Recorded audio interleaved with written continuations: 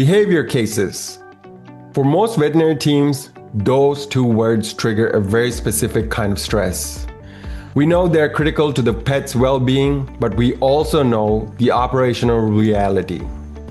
Appointments run long, staff feel underprepared, and the profitability often isn't just there. But what if the problem isn't the medicine? What if the problem is the model? Welcome back to the Veterinary Business Podcast. I'm your host, Don Adeesha. Today, we are dismantling the idea that you have to solve every behavior crisis inside your own four walls. We're going to explore the shift from in-house struggle to distributed success. Joining me is a man who has been predicting the future of this profession since before some of us were even born, Dr. Rolan Tripp. Dr. Tripp is a veterinary futurist, a certified animal behavior consultant, and the founder of PetHappiness.net. He's been a pioneer in telecommunications since the 80s and is currently reshaping how we use AI and distributed care to solve the behavioral bottleneck. Dr. Tripp, welcome to the Veterinary Business Podcast.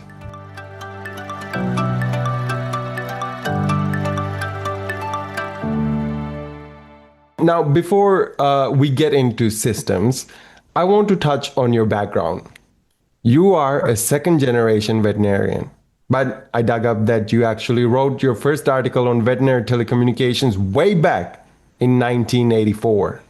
So, looking back at that 1984 version of yourself, predicting the future, what is the one thing you got right that makes you smile when you see it happening today in 2025? Well, I have always been interested in the future and reading on it and so forth. So one of the books I read was George Orwell, and he wrote a book called 1984. And in this book, he talks about how the monitoring of everyone is going to be evil and it's going to be a horrible life. So I prepared and I intentionally published in January of 1984 my counter argument to George Orwell, saying it's going to be fantastic. It's not going to be a big bad thing. It's going to be terrific. It's going to be able to change the whole profession with data collection, with communication and cross-fertilization and so forth. So I wrote that article specifically to answer George Orwell. Wow, that's amazing. I mean, that's really amazing because, we can always look into the future and think that everything is bleak, right? And that has been for the majority of the popular fiction, even sci-fi, that has been kind of the perspective. And you taking a stance against it back in 84 itself, I mean, that's saying something. So that's really incredible foresight, Dr. Tripp. And I also have to mention, you hold a degree in music performance and used to be a rock drummer. So yes. I kind of wanted to ask there, is there a parallel between the rhythm required to keep a band together and the flow required to manage a busy veterinarian ER? Well, I want to clarify. You said I used to be a rock drummer. I want to say, no, I've got a set right now in the other room. And I've been getting together with my band members who from college, and we get together and have a blast. So I'm still playing. I practice a lot. So yes, but here's the difference. You asked about what the benefit is. I like to think that the musical side is the creative side. And so being able to create new things, whether they're musical compositions or articles or talks or just ideas about what could be, that's where the music comes in. It's this creative germ that it's not a direct, it's indirect. But I will tell you, my second degree in philosophy is much more direct because I studied logic. And so logic, if this, then that, and so forth, the relationships and how to spot falsehoods and things that are untrue. And then also I studied ethics a lot. And I think that veterinary medicine is one of the most ethical professions that there are on the planet.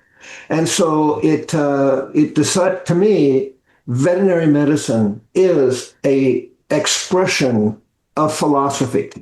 I like this term or this saying. It goes like this: Okay. science is the search for truth in the material world.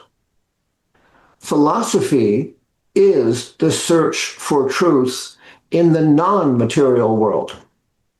So Socrates taught that degrees in music and science were optimal. That was the best you could be. And he always wanted them to start in music as well, to have the creative side. Wow. I mean, this is really setting up the background for what an amazing episode this podcast is going to be. Um, Now, last but not least, vet futurist. What does that mean, Dr. Tripp?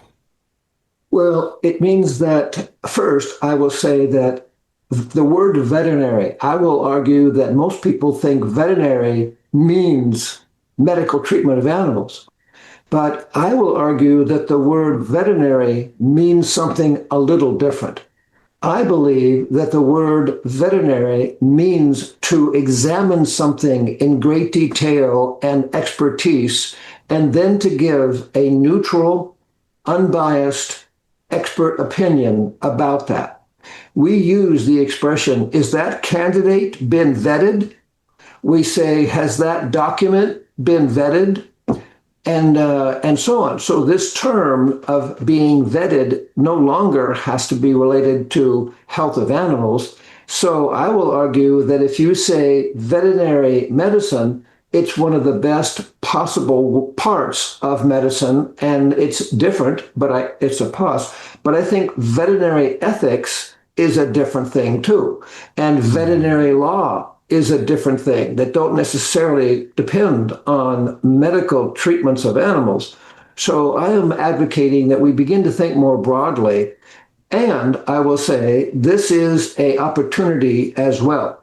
I predict that in the future that veterinarians will be more highly sought after because I want to say the social media, the global tendency is towards falsehood, exaggerations, untruths, scams, and so forth.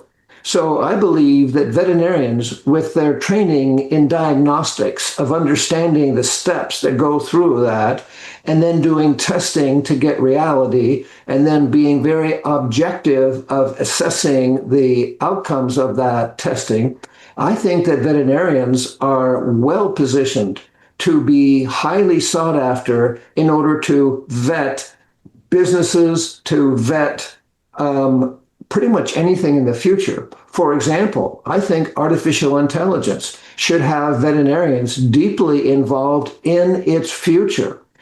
Think about it. One way to imagine this artificial intelligence is think of it as a new species.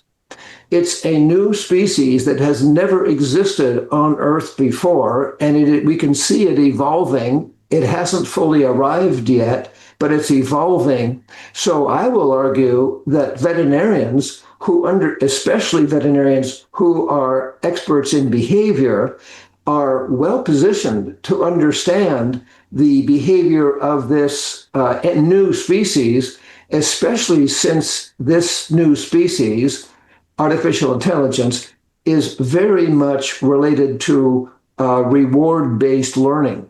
If it gets AI gets rewarded if it gets the right answer. So the idea of a reward-based training is fundamental to veterinarians because we deal with so many species. This would just be another species, and no other segment of the population has the expertise that veterinarians do to help steer this in the right way. Wow. That's really an incredible new, fresh perspective and really brings light on why you are the veterinary futurist. Well, thank you. I've also started the Veterinary Future Society.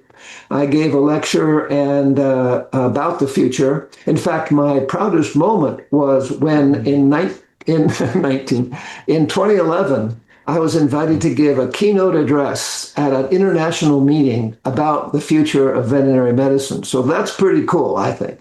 So the other one is starting the Veterinary Future Society.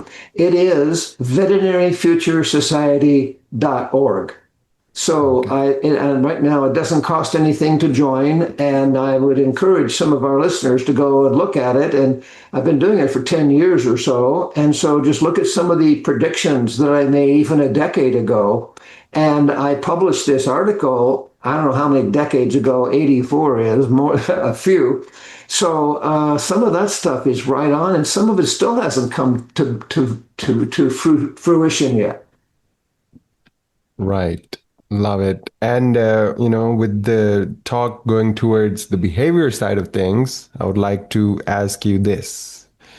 Let's start with the pain points, right? Many clinics struggle with managing behavior cases efficiently without overloading their staff. From your experience, what are the most common challenges practices face when they try to integrate behavioral health into daily operations? If we talk about integrating behavioral health as a peripheral type of approach, that means getting puppies off into puppy socialization or teaching the staff how to make the environment welcoming to dogs or cats. That kind of behavioral therapy, which is well done in Fear Free, which I fully support and totally encourage anyone that isn't doing it to take that Fear Free course. But if we're talking about helping those pets who have serious mental illness, they have emotional problems that are so great that in humans, they would likely commit suicide. But it is not available to pets. That's not one of their options. But they're so stressed and emotionally disrupt that they act out in certain ways, and they are fairly predictable ways. Now, what the veterinary profession, in my humble opinion, has not fully embraced or recognized is that the same pet who is showing evidence of severe problems in their emotional health, that level of stress is going to manifest in a physical health problem at some point. It depends a lot on the genetics of the individual. Just as each of us has our own genetics, some of us are going to have a tendency for alcoholism and others don't, or cancer, or whatever disease you can name a stick at. That's where the body begins to fall. It's the weak link in a chain, right? So if you have good, strong links, then there are people that live to be over 100 years old, although that's the exception. Now, in dogs and cats, we have clear evidence that stress causes medical problems. Let's talk about cats, not only in the bladder. This idea that it is idiopathic cystitis is outdated. We know it's stress induced. It should be called stress cystitis, and it should be treated not only medically, but also behaviorally. So another one that is not as well recognized is dermatologic. I think the entire field of psychodermatology is very fascinating. Sidebar, there are human organizations, four of them, I believe, in the world about human psychodermatology. So there's an organization in the North America that is called psychodermatology.us. I believe I'm the only veterinarian who is a member of this organization, which is primarily human dermatologists, human psychiatrists, psychologists, etc. But I want to make this point. There's an article where the author recommended changing the name of a disease.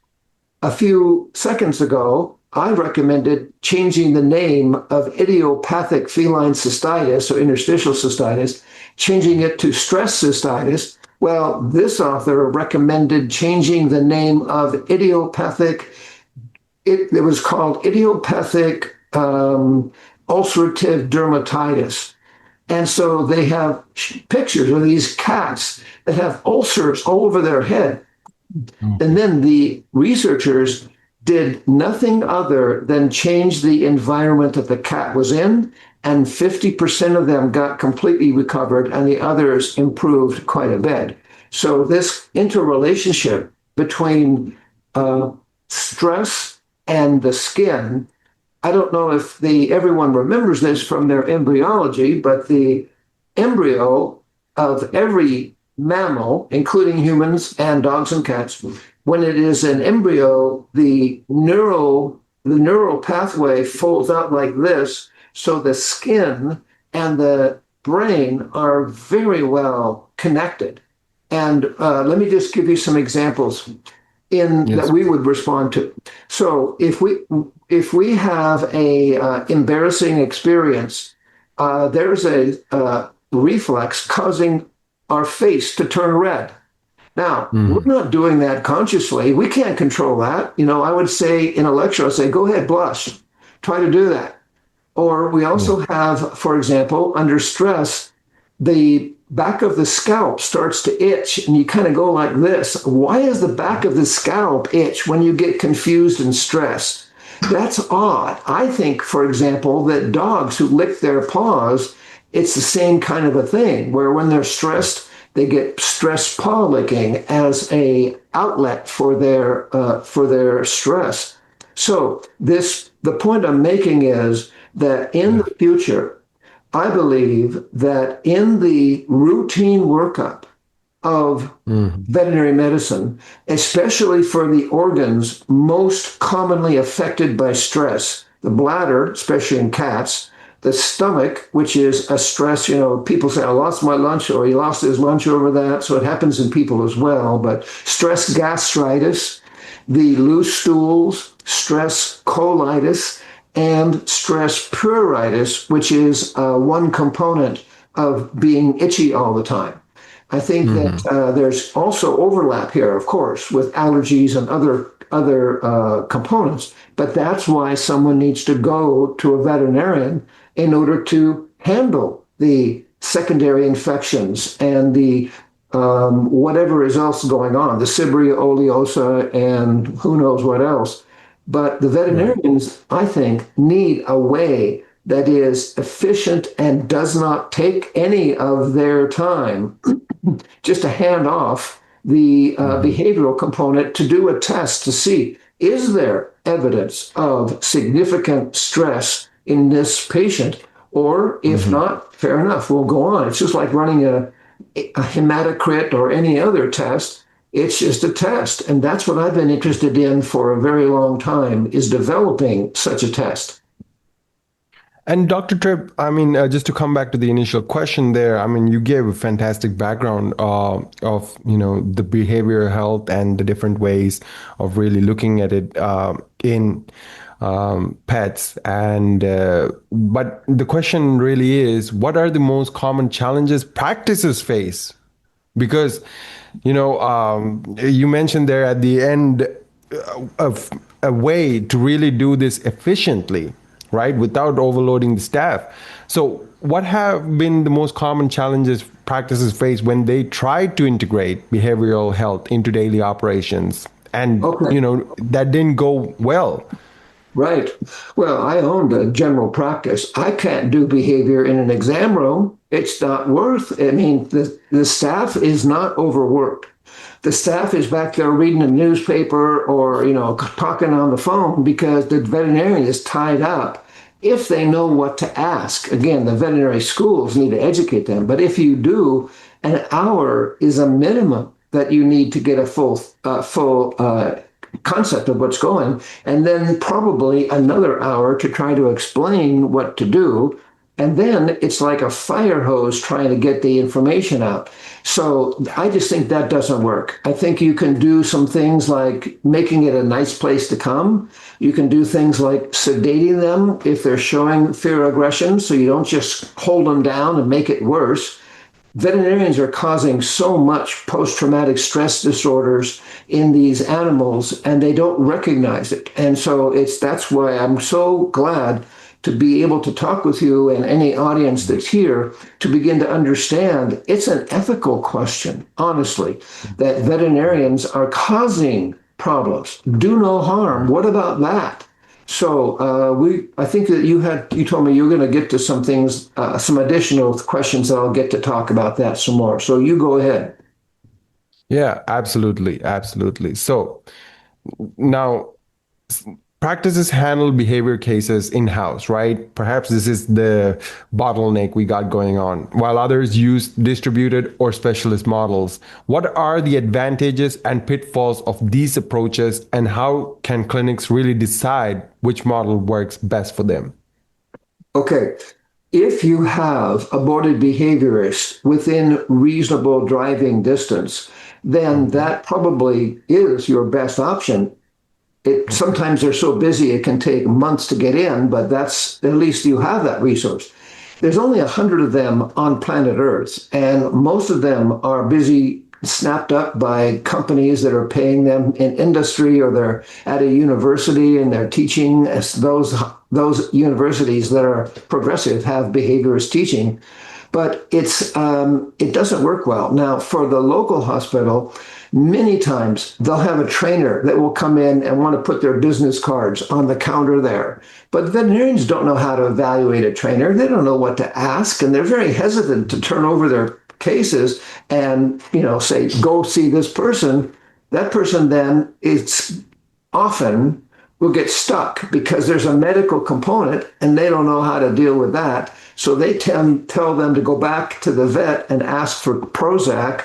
And then the veterinarian doesn't really want to hear that from a trainer. So there's just a muck of trouble. So that's what I've been working on, is finding a different approach, a different way to come at it. And we'll talk about that when we get there. Go ahead. Uh, Absolutely. And of course, let's get to that approach really. What is that approach? And how did you come up with it? As well as what currently, where is it at? Okay. Is there a solution to this problem?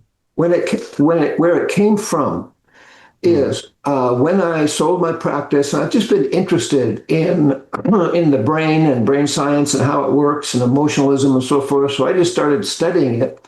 And then I decided I was going to have my own behavior practice, and I wanted to build my online history so that it fit with the veterinary profession. So I called up the AVMA and I said, yes, I'd like to know what are the definitions that are accepted for behavioral conditions in veterinary medicine. And they go, we don't have it. I go, wait, there's no agreement on what the names of the behavioral conditions are. They said, no, we're trying to get agreement on naming the medical stuff. The behavioral stuff is way out there. Everybody calls it what they want to call it. So I said to myself, okay, so if it's free open, I'll just attack it and I'll do it myself. I'll make definitions. I'll make terminology. And this is the proudest intellectual property that I've ever generated, is a Mhm. page about 100 to 150 definitions of behavioral concerns. So if you have a definition that, for example, separation, elimination, defecation, urination, I believe is treated differently than separation, destruction, because for a variety of reasons. So if it's treated differently, I will draw a line here and say, no, this is treated this way and this is treated that way, even though there's a lot of overlap, so that there's a foundation to build on. But the dog who is chew crazy is going to be different than the dog or cat who is marking or having urinary problems. So imagine that expanded out to about, let's call it 100 different terms. What I like about that is it's much better than if there were three or four. I mean, you can generalize it down to 10, and then each of those 10 is then broken out into approximately another 10 to be able to have enough definition where this is actually different than that, but you don't know that unless you ask the right questions. So I Okay. then set about doing my my history, my behavioral history, to ask the right questions. I don't want to ask a question unless we're going to use it. And if we ask the question, it should point at one of these conditions. So what happened is I started developing it and then ended up with some what we'll call a baby artificial intelligence. It's really an expert system that if you answer da da da da da da, then my system will then automatically, the AI will say, well, based on your history, we suspect that there may be this and this and this and this, but it needs a human to evaluate it in more detail. So what happened is I realized, you know what, this is an automated thing. This is scalable. I can have 1,000 people at the same time enter the data, and each of them are going to get customized evaluations. So I created what I'm calling the pet happiness rating between 0 and 100. So 100%, 95 and above of happiness, you're doing pretty good, right? But any vet can understand 0 to 100, right? Like a hematocrit. I use that as an example. So the idea is you run this scan. I'm going to be making this available to any veterinarian that wants it at no charge. Because if you run the scan and everything's fine, hallelujah. But if you run the scan and they need help, then I have a pathway where they can get help that is outsourced. And then that means someone you, the veterinarian, can trust is going to do the right thing, where there are not only boarded behaviorists, but also credentialed trainers in this network that I'm calling the Pet Happiness Network. And so in this network, when we launch it next year in 26, it will be no charge to the clinic that wants to use this screening and no charge to the pet parent.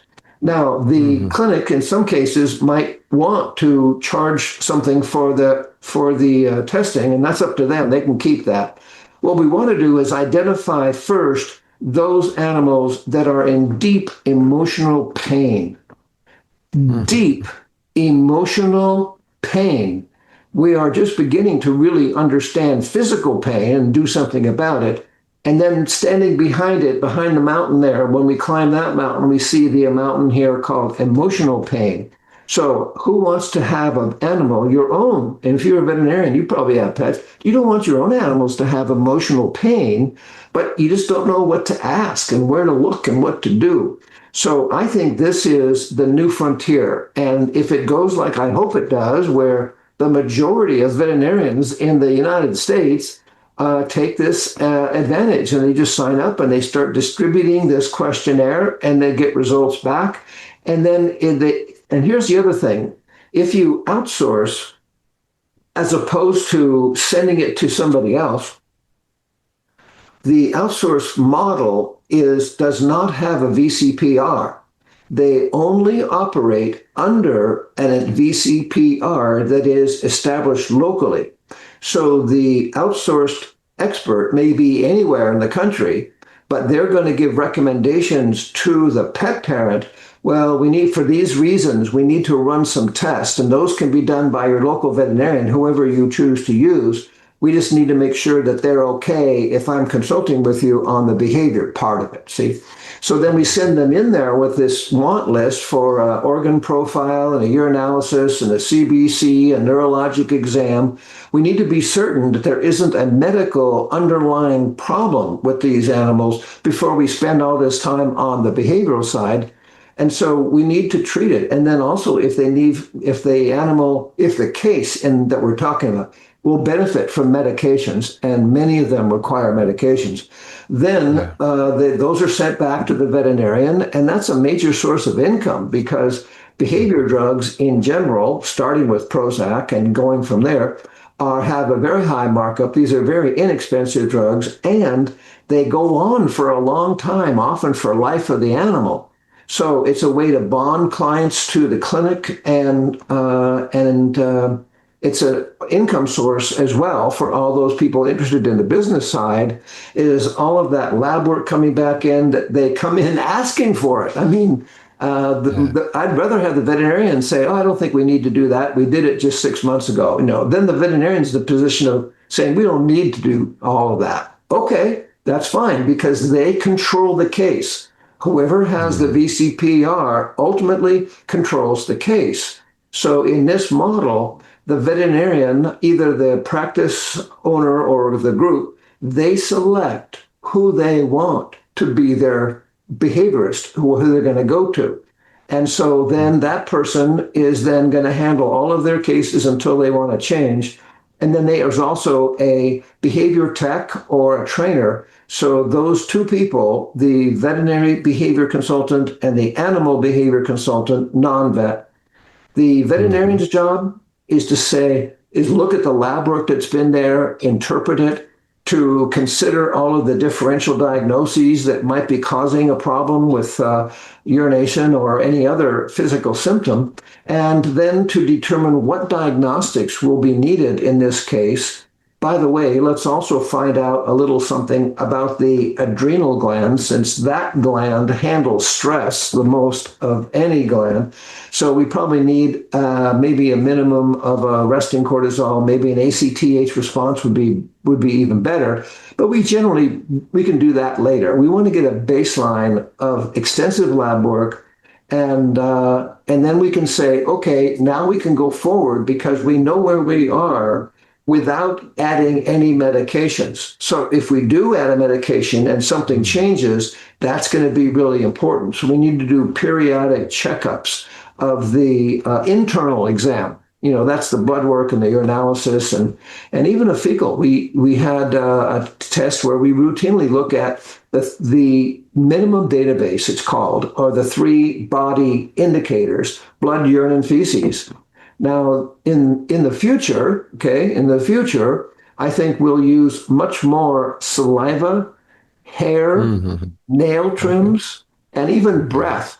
There's a company that's in the futuristic, and they're using breath, your exhaled carbon dioxide, and Mhm. what else is in there to Mhm. ascertain a lot of things about the health of the animal. They just put on a thing, you just breathe for 2 or 3 breaths, and they collect it, and then they analyze breath. So imagine nails, hair, saliva. These are things they Mhm. can collect at home. They can also collect urine at home, by the way. The one test I would have every one of your listeners begin to become comfortable with is the UCCR, the urine Okay. cortisol creatinine ratio. Almost all labs do it, and it's something where the pet parent can collect the urine at home so that A, the dog is not stressed by the process of collecting the urine, and B, you're seeing the past many hours of what's been going on instead of right now. So I think Mhm. that test is very useful, and I have my cases that I'm working with doing that, learning how to collect urine, and then doing that on a pretty regular basis to monitor is do we have a healthy adrenal gland? Now, the Mhm. ACTH response is better, but that requires going into the hospital, staying there for hours while you do multiple blood collections. It's very stressful on animals, Mhm. and so I just don't know how to be certain, but what we're getting. But if the adrenal gland is capable of responding, it says, okay, then at least that's not our problem here. But if they have a consistently low urine cortisol, that says that the adrenal gland is either um, exhausted, or it actually what happens is that it becomes an autoimmune problem. Same thing happens in the thyroid, which is also very important in behavior. These two hormones, cortisol Mhm. and thyroid, are both metabolic. They go through every cell in the body. So every cell in the body is affected, and that's why some of the parts of the body break down before others. Right. I mean, Dr. Tripp, a quick question back to, how does the handoff occur when it comes to your technology, Yes, because yeah, I would like to understand that a little bit if you don't mind. How does that sure. handoff actually looks like? Well, the each each subscriber who is paying for their course. So we have a free version and then there's a paid escalate. If you're a paid member, then you get your own code and your clients are siloed so no one else does it. The way they get that code is one of several. One, you put it on your website. Two, you include it in the vaccine and preventive care, because this is preventive care, taking care of the behavior. Three, you can have it on a piece of paper that explains the program. You just tell the receptionist, here, hand out one of these with every person that comes in. So that's what I mean about low impact on the staff.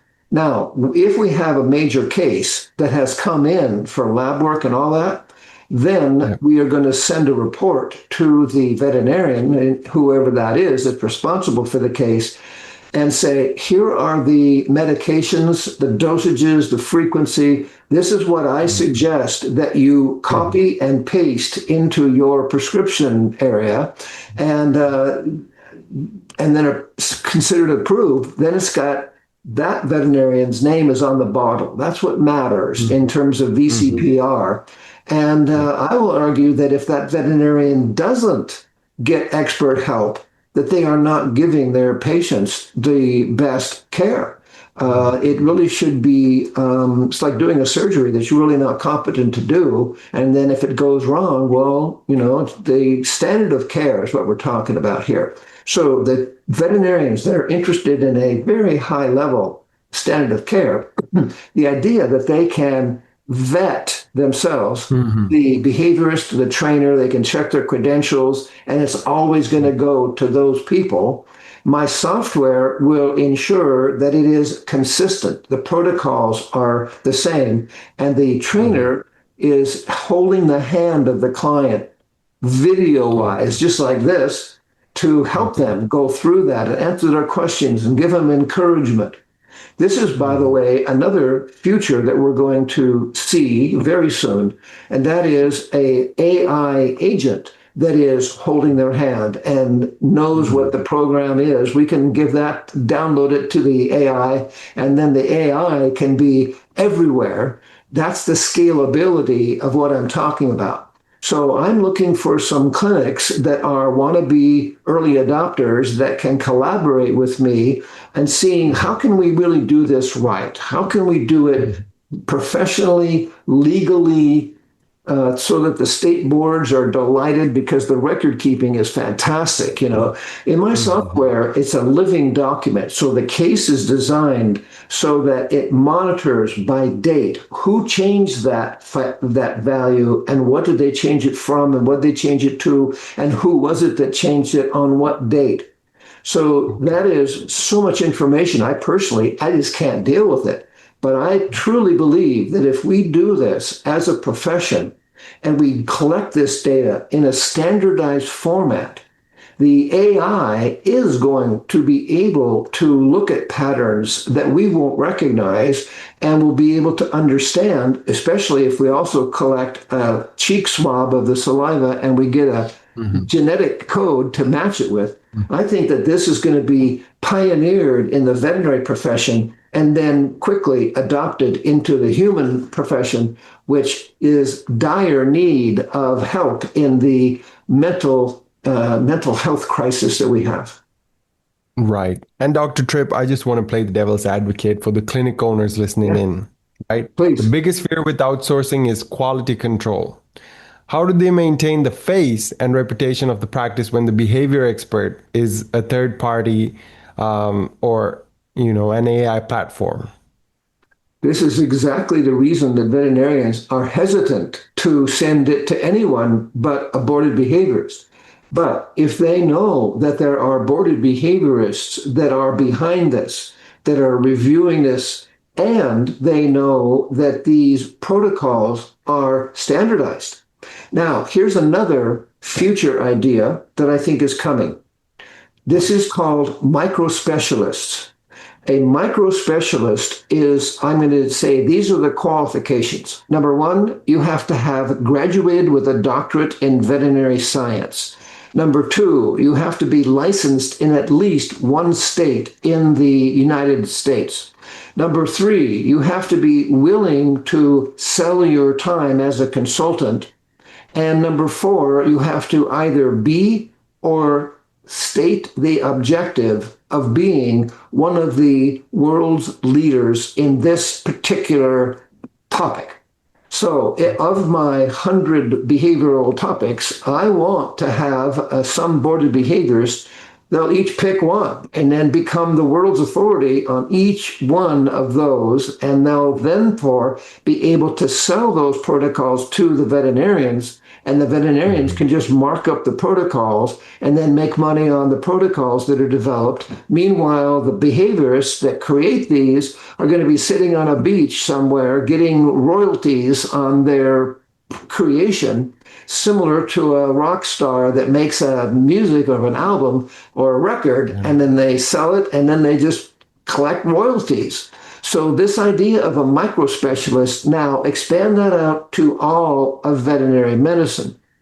Think of how many diseases there are as we become more and more competent at finding them that are, oh my gosh, if you're in general practice and you get a case of bleeding disorders or, whatever, you go, oh crap, I don't know how if I can, I don't know what to do with this. And so you want to send it to a specialist.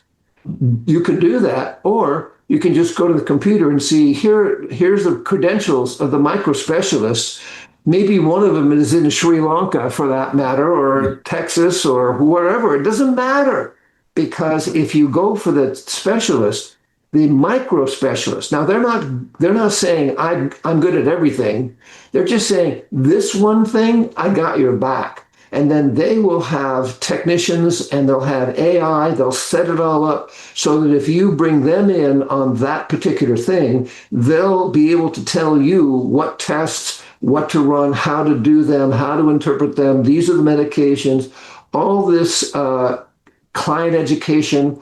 It's going to be a new world coming quickly. And the micro specialists are going to be making boku bucks because they'll take their knowledge and just really focus it on something that is complicated that most veterinarians don't really want to deal with. And there's a lot of those things.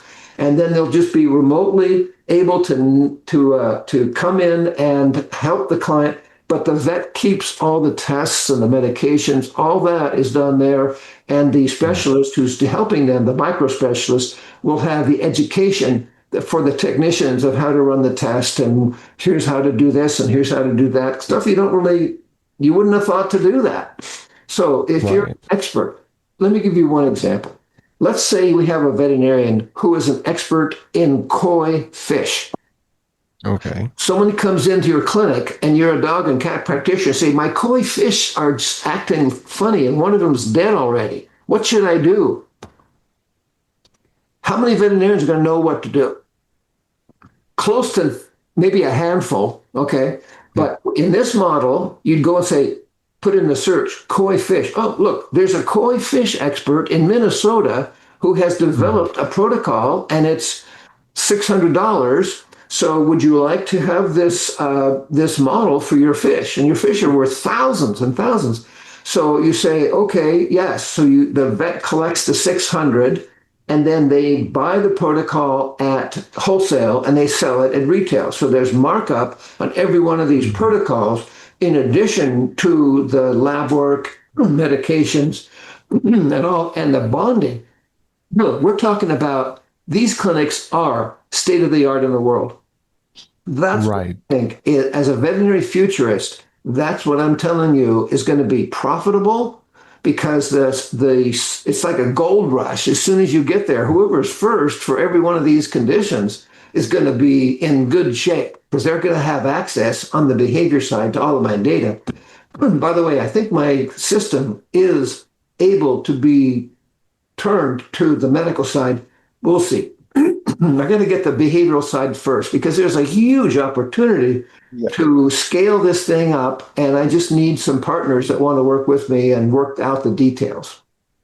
Absolutely. Dr. Tripp, I mean, I really appreciate your future predicts, those little moments we are capturing. And let's see how it turns out. 10 years from now, we'll revisit the podcast, maybe have an anniversary episode, and then we can see what happened. I really am looking forward to it, especially with regards to your predictions in play. Now, I would like to get a bit into the prevention of problems instead of fixing them, right?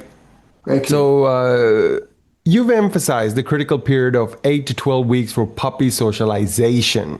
Yes. How can clinics leverage that early life behavior program to improve long-term patient outcomes and ultimately enhance client satisfaction? Great question. Thank you so much for bringing this up, because there is a real problem in veterinary medicine in this area. It, in my view, is because the vet schools don't teach behavior. I have personally taught a behavior course in 7 U.S. veterinary schools. Well, that's because they didn't have anything. So I would come in for a week or a weekend and teach it. So that's the problem. So as a result, the vet students who become today's veterinarians are told, yeah, tell the clients to keep the puppy away from all humans and dogs until their vaccines are finished. Well, that happens at 16 weeks. So they are unaware that what they are doing is causing harm by that advice. Because if they do succeed in convincing the owner of this puppy to just keep it in a little protected bubble until it's 4 months old, they have accidentally caused this syndrome. It's called canine social deprivation syndrome. This is so rampant it's an epidemic in our dogs these days. You see it in dogs. You take them for a walk and they see another dog and they overreact. They can't control themselves. So during this socialization period, one of the things that happens is they learn emotional control or impulse control, or they can if they're taught it. If they're never taught anything, they don't have any manners. All that happens is nobody teaches them where the toilet is, so they potty on the carpet, and then they get slapped or treated roughly. And right then, within the first few days of being home, the puppy no longer trusts the human because their owner, because they can attack them for no reason apparently to them, and now they're afraid, and so the fear generates aggression, and they become fear aggressive. And then they're not taught to be restrained, which they should be. So here's my solution to that. Mm-hmm. For those hospitals that do decide to do prevention, in this code that they give out, either in general for the free, it's the same code for everybody, and if they pay a subscription, then they can have their own branded behavior program. But if they give this code out, the client will be introduced to a few different behavioral services. Not only are we going to help those dogs and cats that are ready to be surrendered or put to death or something else, but instead of that, we want to prevent. So one of our programs is called Puppy Happiness. So the client, the veterinarian, can just give this piece of paper, one code, that the client then completes their online history, and then they're given, I include this free, included in this, is an introduction to puppy happiness. We need pet owners. This is my opinion. This is not universally agreed upon, okay? But I believe that as a puppy, it's fairly easily to get a puppy to accept restraint. Just hold them still, right? Now, if you don't do it under 4 months, they don't know what that is, and now they think you're a predator, because what predators do is they hold you still, and then they kill you and eat you. So that's in the instinct part of the brain. If we can get to the pet owner in that between 8 and 12 weeks, there's a golden period for the brain development of the canine. In that period, if we can get this information to them and encourage them to enroll in the puppy happiness program, which I think is we figure it's going to be about $250, but they get a trainer that guides them through the process. And if they get the free version, they'll learn about all the benefits of it that they could do. But this is how the veterinarian can get these animals to accept restraint so they can be examined for the rest of their life. And every veterinarian ought to have really good cookies and treats in their clinic for both dogs and cats. And they should be doing that. If they're not, they're behind the times. Times have moved on. So I think that giving that option of a puppy orientation, the client education piece is a lot of what I'm concerned with. So then we also have, what about the adult dogs that are really pretty good dogs, but they've really not had any manners training, or they're just there. So we have another program that people can enroll in called Canine Homeschooling. So in canine homeschooling, again, we have this bevy of really excellent credentialed trainers who can deliver a standardized protocol and then help by communicating by phone, cell, video, everything, to have these animals be invested in early or in mid-age for the school, the homeschooling. And then we have another last one that is called Pet Parenting Basics. And it's like every dog and every cat will benefit from that program. So some veterinarians may decide to just pay a fee and give that to everybody in order to keep them bonded to the practice. In this questionnaire, I included questions about how the human feels about this pet. It's not only the pet's happiness, but the words pet happiness also mean the human pet happiness, just like you have spouse happiness and golf happiness and football happiness in different parts of your life. And so how much is your pet happiness? What is your pet happiness rating for you? And this is a way to subtly get a clue for those people that are going to be surrendering or euthanizing this dog pretty quick, or cat. And so it's an opportunity to get in touch with them and offer them reliable, standardized, good quality behavioral advice. Right, right. Now, Dr. Tripp, for our final bit here, let's put on your futurist hat back out just to close things out, right? Okay. So, looking ahead, how do you see veterinary practices evolve their approach to behavior care? And what should clinics really be doing now to stay ahead? Well, I'm biased because I have this worldview that I've been working on to make it available and to do it at no charge. That's pretty impressive. So I think that that's really where to go. Now, here's the thing. When a clinic converts to a paid subscription, then it becomes an income source to them directly from the behavior services, in addition to everything else. But what's more important is that when they do that, they get their own code. If you have someone that completes your code, they become your client for life, and they're not going anywhere else. I can tell you, because we deliver so much value, and it's friendly and it's easygoing, and the trainers are just your new best friend, and it's really, really terrific. So here's the point. If you don't send out and even advertise here in your advertisement in the paper, here's a QR code. We offer a free behavior evaluation for anyone that wants it for your pet. Okay, so, then what do we do now? Well, you're getting the clients, and now you're soaking up all of those cases, and the others that are not participating have a fear of missing out, I think. It's a FOMO. So I think that's where it's going to go in the future, is if you're not part of the future, you're part of the past. Right on. With that being said, Dr. Tripp, really appreciate you being here. It's absolutely been a tremendous pleasure. The different predictions you've made over the podcast, as well as just your invaluable experience that you just, have been so open to sharing with our listeners. Really appreciate that, Dr. Tripp. You're welcome. I'd like to find, because you have listeners. So if anyone wants to contact me to be able to learn more about this or possibly even collaborate, my email address is rtrip@pethappiness.net. Let's find some early adopter clinics that want to take this on and be on the front edge of this, and they will be the leaders in the future that I see.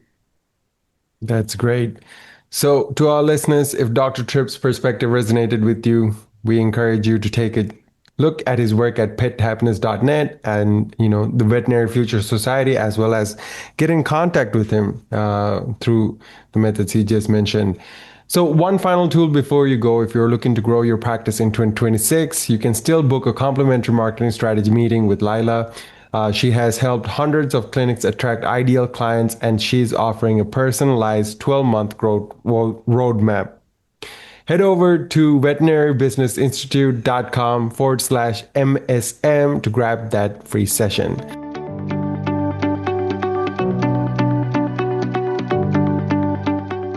From all of us here at the Veterinary Business Podcast, stop trying to do it all yourself. Build a smarter system, and we'll see you next time.